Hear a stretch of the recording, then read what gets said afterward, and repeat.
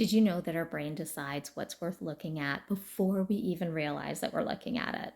Let me show you what I mean. Take just a second and look around the room that you're in right now. What was the very first thing your eye landed on? Now ask yourself, why was that? Was it the color?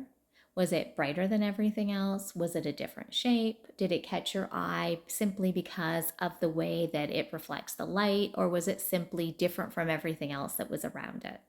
Here's the really fascinating part. Our brains are constantly scanning the world around us, and they're always looking for things that stand out. And scientists call this visual salience. And don't worry about remembering that term, just let's focus on what it means. Our brains naturally notice color, contrast, size, shape, and things that are different before we even have time to think about it. And once I learned about that, I started looking at children's book covers in a completely different way. Because if I'm being honest, I used to think that a great cover just had to be beautiful. And now I'm thinking about it differently. Now, whenever I'm thinking about my next book and my next book cover, and when I work with my designer, I want to ask them this really important question. And it's, what is someone's brain going to notice first? Because before you read my book title, before you know what my story is about, before you even know anything about me as an author, their brain has already decided whether my book is worth a second look from them or not. Think about the last time you walked into a bookstore. Did you carefully study every single book cover on that shelf? Probably not. I know I don't usually do that.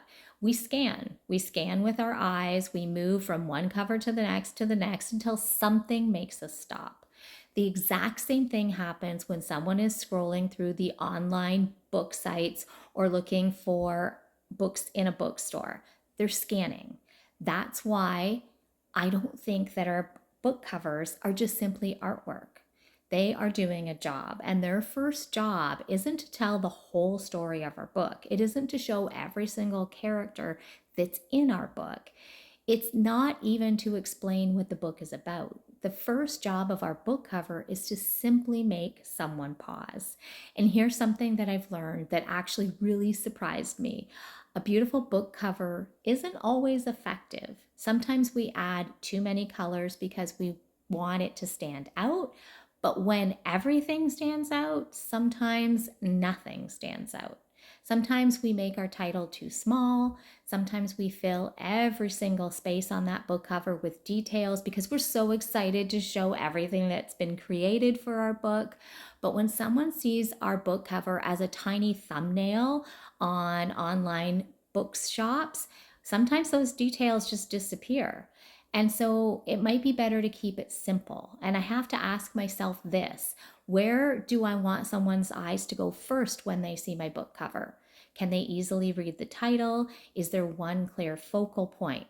Does my book cover make someone curious enough to want to click on it or open it if they're in the bookstore? Because that's really what I'm trying to do.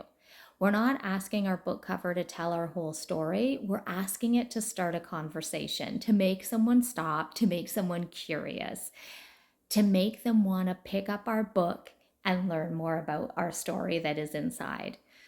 The science tells us that our brains are wired to notice things that stand out. So, as children's book authors, I think we can use that to our advantage, not by making our covers louder, but by making our covers clearer.